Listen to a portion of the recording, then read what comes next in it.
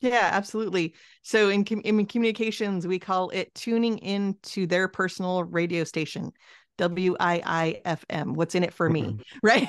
Right. So shifting how you're communicating from being about what you want to say to what do they need, what are they looking for, what's their agenda, what are they trying to achieve. And we actually work with one of the things that we start with in working with clients is helping them find their why connection. So why they do what they do, what drives them.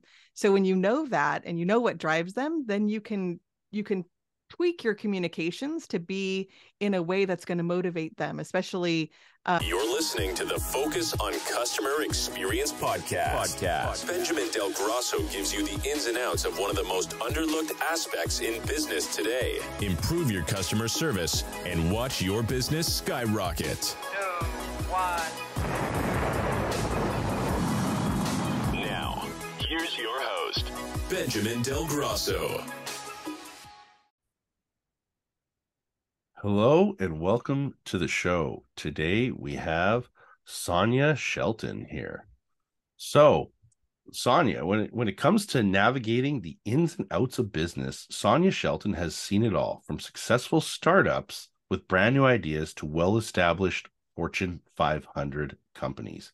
Sonya Shelton founded Executive Leadership Consulting in 2007. From her passion for partnering with leaders and high achievers to create a clear vision and build work environments where employees are fulfilled and completely committed to their organization's success. And she also worked for Disney for quite a bit of time as well in communications. So, Sonya, welcome to the show. Thank you so much. Thank you for having me. I'm excited to be here.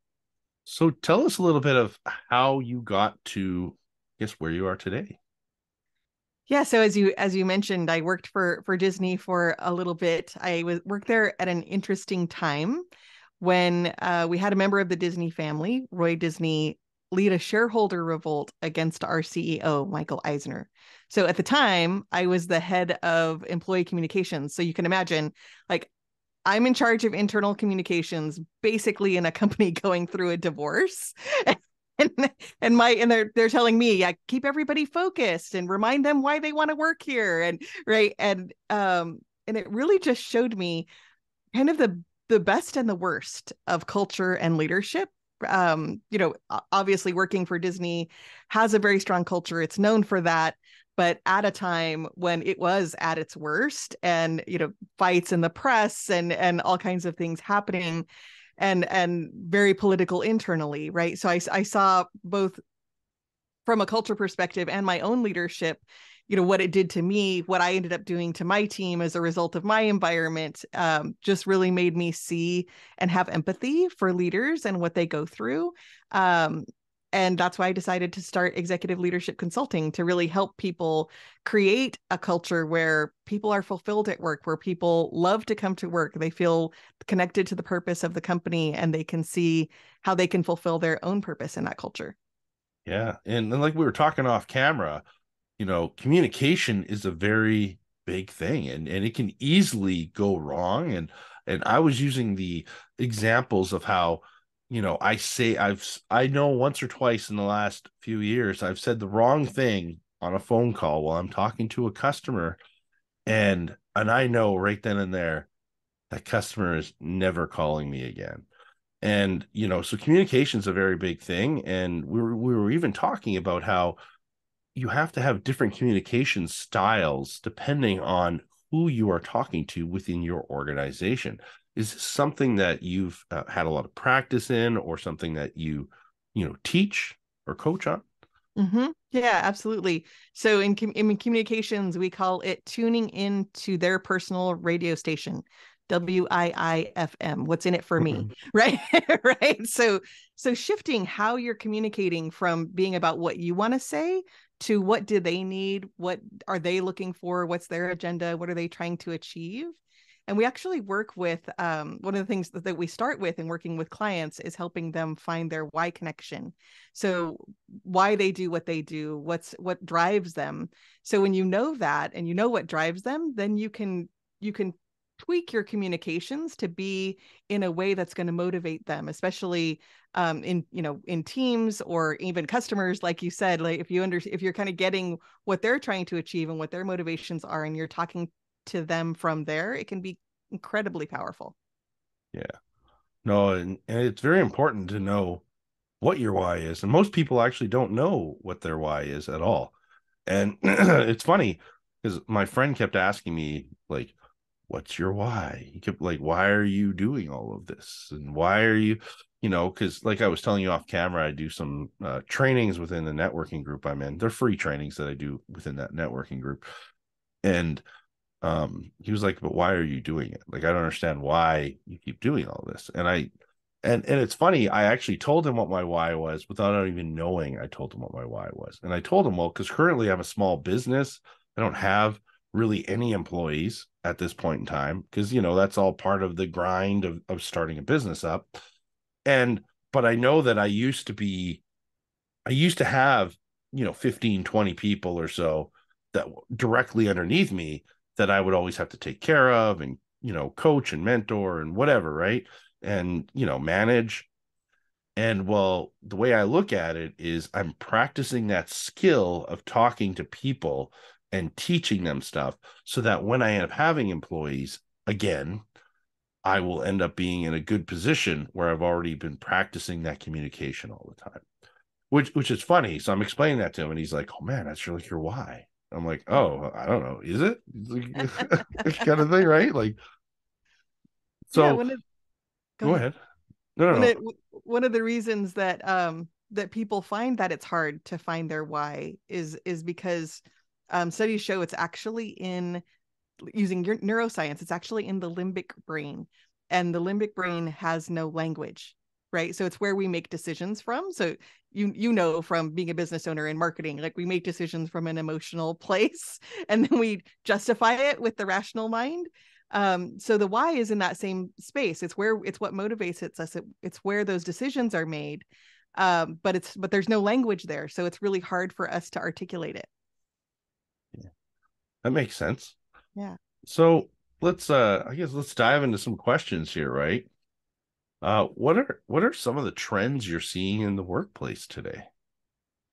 There's so many. I think that right now, I would say the biggest things that I'm seeing are two. One is burnout. I'm seeing a lot more clients and even in the media talking about burnout, increasing in stress. I think I saw a statistic that 94% of American workers are feeling stress at work, and 63% of them are ready to quit their job because of stress, right? So I think that's a big trend that I'm seeing. And then and kind of related is a lot of uncertainty, right? Since 2020 with that shutdown and everything has sort of been volatile and people aren't really sure what's happening. People are talking about recession or not recession and what's happening, and prices are going up, and I don't know if my business is going to survive or if I'm going to get laid off. Seeing increasing layoffs, right? So I think there's a lot of uncertainty in every aspect of the organization, right? From a leadership perspective on what's going to happen with the business, all the way down to your frontline workers wondering, well, if something happens to the business, am I going to have a job? So I think these two things are sort of related. And what I say is that it's really a lack of two things. It's a lack of purpose and people understanding what is the company's purpose, what are we doing here, and that kind of gets back to the why. Like, why are we here? What are we doing as a company, as well as clarity. So what is making sure that everybody understands where we're going, what's the vision, all the way down to each individual role. Like, what is my role? How am I contributing to the company? What's my purpose in the company? And when you have those things working really well together, then the burnout goes away and engagement and passion for the company increases.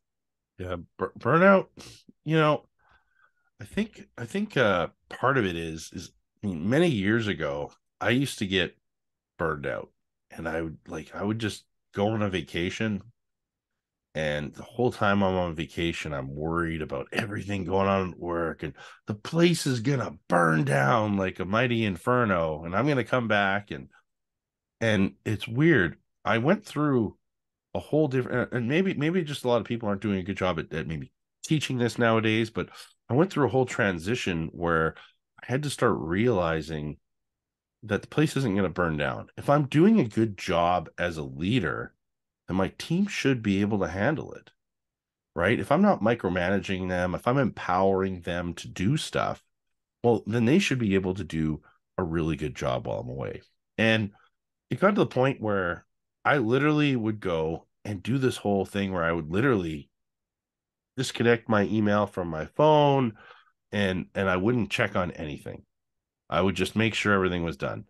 And it got to the point where I was able to take off for 3 weeks to Europe with no communication from anybody for 3 weeks, and came back. And it got to the point where my staff and the managers and everything underneath me, I would literally sit down with them and I go, just tell me all the shit that happened while I was gone. Tell me all of it now, because you know I'm going to find it. And literally they would go, well, this damage claim happened and this customer was upset. Okay, cool. Perfect. Let's go kick ass kind of thing, right? You know what I mean? But that's the thing is a lot of leaders, and I know early on when I used to work at Best Buy in 02 to 06 for quite a few years at the beginning, the first few years at the beginning of my time at Best Buy, which was Best Buy kind of helped me with that. That's what it was. It was like I'd go away and I was stressed out. The whole place is going to burn down. The numbers are going to fall. And then near the end, I started realizing that, you know what, if I'm training them well, they should be doing a good job, and you shouldn't have high stress. Yeah, absolutely. My team actually says they like it when I leave town, because they're like, they're in charge and they get to make the decisions. And it's not that they, don't want me around. It's just that they like being empowered and being able to make those decisions. And I let them make decisions even when I am around too. Right. So I think what you're saying is spot on. And it really is around that clarity that I talked about, when they understand how to have that training and understand what their role is and how you would make the decisions to serve your customers best. Then they're empowered to do that, and they know they can handle it. Yeah, no, that's great. Yeah. So we were talking about a couple other things. So you're talking about what's your why. You were talking about a couple other things with communication. And so how, I guess, so we're talking about the burnout at work, and what makes the difference between an executive and a leader? Yeah, I actually wrote a book about this. Oh, it's wow, called nice. it's called You're an Executive, but Are You a Leader? Specifically on this, right? So and the name of the company is Executive Leadership Consulting, right? So we're super passionate about it. It is, I think it's looking at that difference between kind of what you were just talking about, right? That having that title, being in control, coming from a place of authority and control, as opposed to having people follow you, right? So a leader is somebody who sometimes is out. I use the example of a Sherpa, right? So when you think about climbing Mount Everest, sometimes a Sherpa is in the front, sometimes they're on the side cheering people on, and sometimes they're in the back to make sure that everybody gets up the mountain, right? They know the way, but if they run up the mountain and leave everybody behind, like, okay, come on, guys, right? Hurry up, right? Then that's not so motivating, and it could be potentially dangerous in that situation, climbing Mount Everest, right? And what's fascinating to me is when you get to the top of the mountain, all the pictures you see, most of the time the Sherpa's not in the pictures because they think they did it themselves, right? So I kind of look at leadership the same way, where if you're leading people, it's setting that vision, setting that course, listening to their ideas about how we can get there, right? So you're setting the direction, but it's also having them being engaged, and they might have better ideas than you in how to get there from the perspective of their role and their creativity. Whereas if you're coming in more as an executive, like, you need to do what I say because, I have this executive title, then they're just going to be compliant, and they're just going to do whatever they need to do to not get fired. rather than bringing their own creativity and their own passion to what it is you're doing. Yeah, because a lot of what you're talking about is culture, right? Absolutely. Right. And this is all about building a strong culture. And so I'm huge into soccer, as you can see, Italy jersey, FIFA World Cup stuff behind me, which we were talking about off camera. And I really, something that really stood out to me was I'm an Arsenal fan. However, Manchester City won the league the one year, and Pep Guardiola is, the coach or manager of Manchester City. And when they actually won this major award, when they won the award, he actually had all of his team go. They all got the award, and usually the manager goes up with them.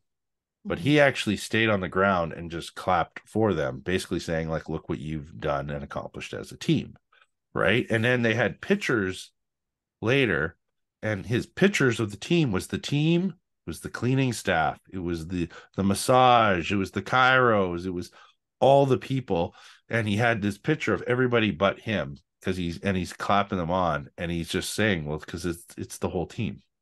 I'm just the guy, I'm just the manager that was just leading them, but they all did it. It's all them, right? Yeah. And that's kind of what you're talking about, right? Is the Sherpa's not in the picture because he's just, showing them the roadmap and they're executing. Yeah, absolutely. Yeah, your story reminds me of my favorite customer experience story. Yeah. Actually, I worked with a company in China, and they had a hotel and 3 restaurants. And one of the issues that they were having was that all of their employees were getting poached by other companies because of how amazing their service was. And they thought it was the employees, right? They thought that if I hire those people, then they're going to bring that same customer service. And it really is what you were talking about, creating that culture. And the owner of the company showed me the org chart, and it was upside down. And the people that were the closest to the customers, like, so say in the hotel, the people who had the most contact with the guests were at the top of the org chart, and he was at the bottom. And he had this philosophy about, every single person in this company's job is to make sure that that customer has the best experience that they can possibly have, which means that the people who are closest to those people need the most support, and the rest of us are in support of them. And it was so inspiring to me. And I stayed in the hotel, and I ate at the restaurants, and I, to this day, have not had better customer service than I did there. And I didn't speak the language, so that even takes it to the next level, right? So to be there when I don't speak Mandarin, and have the experience that I had, and how much they really cared. Every single person really cared about that I was cared for. Comes from that culture, and comes from that servant leadership that you're talking about, so showing that they're the ones who did it, and showing that what they're doing matters. Yeah, no, that's actually good. So we can kind of dive deep in that. So, I had this one guy probably about a year and a half, maybe even 2 years ago now, he gave me a 4 out of 5 on Google, and said, it's just how he goes, I have this thing about not giving anybody a 5 unless, it blows me away. Right. So, that's the thing. Like, you go to this place in China that was like this amazing experience for a hotel. And the thing is every hotel you've gone to probably since then is now competing with that hotel you went to in China. So the thing is, you probably go to these other hotels, and probably deep down you want to give them a 4 out of 5 if you're giving them a review, because you're like, they're not that 5 I had. They're not that 5. Right. But there's other people who give them a 5 because they'll go, well, it was half the price as the other one. So, pretty good. But the problem is you're always competing with the best customer experience or best customer service you had from somewhere else, which means if you went and bought roses for your wife, and it was this amazing service where somebody went deep down in, and these roses are from the blah, blah, blah botanical gardens here and there, smell them. And, oh, you got to see the rose pet. I don't know much about flowers. I'm making random stuff up here. But let's say it was just an amazing experience to buy this bouquet of $20 worth of flowers or whatever, right? you might be like, wow, I've never had that before. And now every time you buy flowers, you're like, man, they just like literally handed it to me, and that was it. So Mm-hmm. your whole thing is you put them up on this pedestal, this one company, right? Now the main key to all of this is consistency, Yeah. right? Because if you go back there again and it's not the same level of service, you'll be disappointed because you've already put them up here, right? Right. Right. So Yeah. Yeah. Absolutely. And I think that's where purpose comes in, right? So what you're describing, even in the story that you just made up about the flowers, right? The way that the way you talked with your nonverbal communication, right? That passion comes out and you're making it up, right? And but you know that it's coming from this place of passion that really at customer experience is really about that, right? When your team is passionate about what they do and they're passionate about what the company does, it comes from that place of purpose. So that's why it's so important to know your why and understand the purpose of the company. What are we doing here? And how and what is our purpose for being? What is that meaning that's coming to life through us? And then if you connect that purpose through everything that you do as an organization, which we call red thread leadership, then that's what creates that passion in the company, right? Because you're making sure, are all of our processes aligned with our purpose? Or is how we're structured aligned with our purpose? Everything is connecting back to that purpose, and that's what creates that passionate culture. so what is red thread leadership? Yeah, I've never heard that saying before. Yeah, so it's our model at Executive Leadership Consulting, and so we start with why, so the why of the individual leader, because usually the leader, what your why connection and your why, your how, and your what put together is what we call your why connection, is going to influence the purpose of the company. It might not be the equal to, but it's going to influence it. And then we look at what is your company purpose. So what's the company why, how, and what, right? So and then how do you describe that internally and externally so that people understand what you stand for? And people are making buying decisions on both sides of the equation, right? So they're deciding whether or not they want to work for you, and they're deciding whether or not they want to buy from you based on your purpose. So when you have that really clear, then we use what we call the 5 Ps. So we have your purpose, your plan, which is your vision, strategy, and goals, your processes, your positions, and your passion. So getting everything that you do in your organization aligned behind that purpose so that you can really be the most efficient in increasing profits, as well as creating that passionate culture that's really going to get you the growth that you want as a company.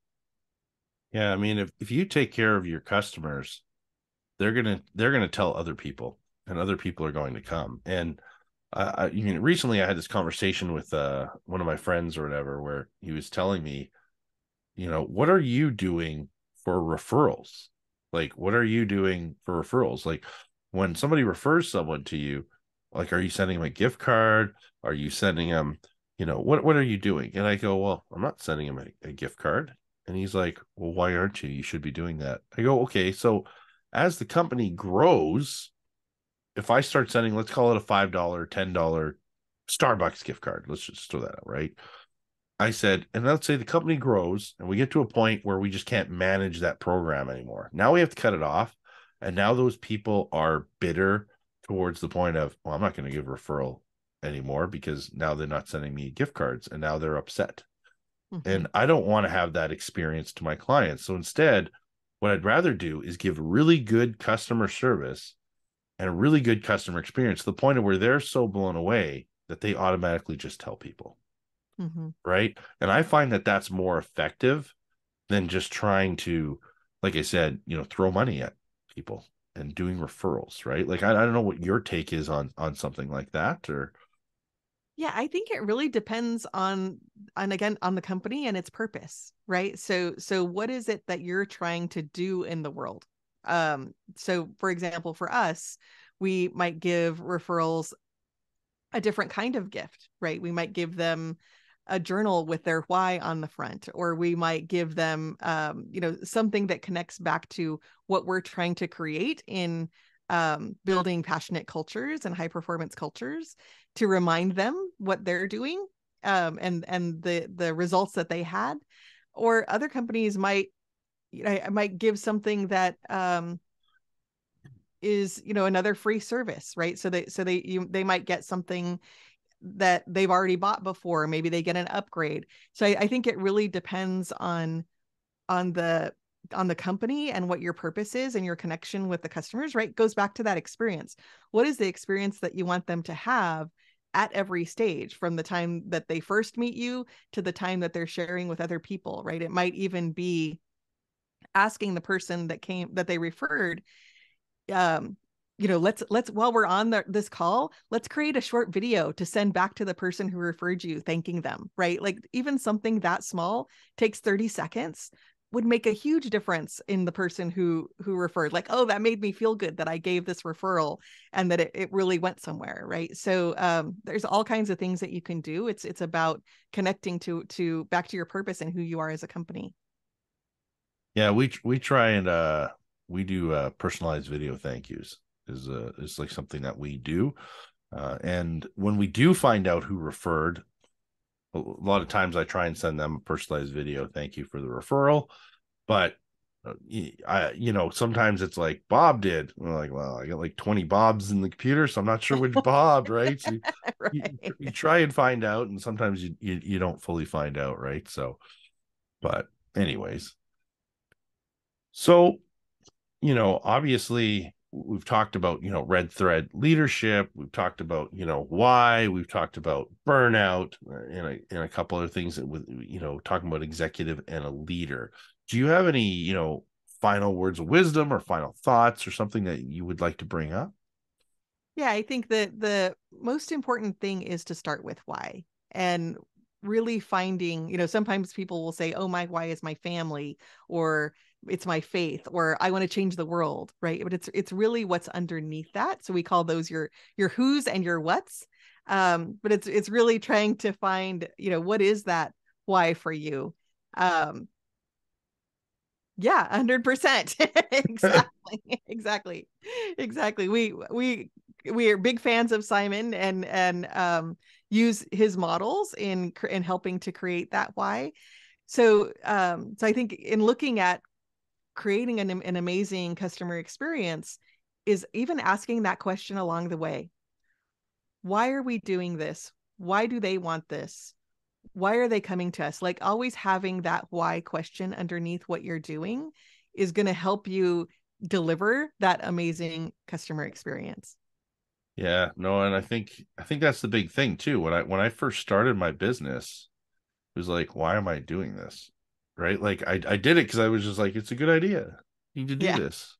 And then after a year, I think I started kind of more finding out why I was doing it, why it made sense, you know, who I was helping, right?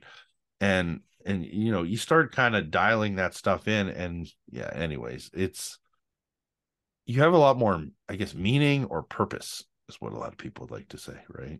Yeah, exactly. And that leads to passion, which is going to get you through any obstacle that you face. Awesome. So how does anybody get a hold of you? So best place to get a hold of me is at executiveleader.com. That's our website. And anything that comes through the contact form with my name on it gets forwarded to me. And I'd really love to just offer your audience a gift and if they're interested in learning more about red thread leadership and starting with purpose and discovering their why, they can go to redthreadleadership.com. And there's an hour or half hour masterclass there that takes you through the whole model and how to apply it to your business. That's awesome. That's Yeah, great. And executiveleader.com, that's a fabulous website name. it is. Wow. Someone got that early, that's for sure. Well, we That's started in 2007, so we got it before, as people were still figuring it out, right? Right. yeah, that's awesome. I love that. Yeah, and I wonder, actually curious if anyways, yeah, no, I think that's awesome. I appreciate you coming on today and sharing your wisdom. And yeah, you can get a hold of her also I'll put the links for her Facebook, LinkedIn, and Twitter as well in the show notes.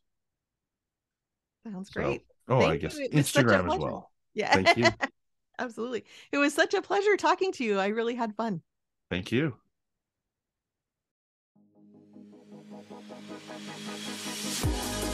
Thanks for listening to the Focus on Customer Experience podcast. Be sure to subscribe wherever you get your podcasts so you never miss an episode. For more information or to connect with Ben, check out Benjamin Del Grosso on LinkedIn, at Safe Drive Solutions on Instagram, or www.safedrivesolutions.ca online. We'll see you next time.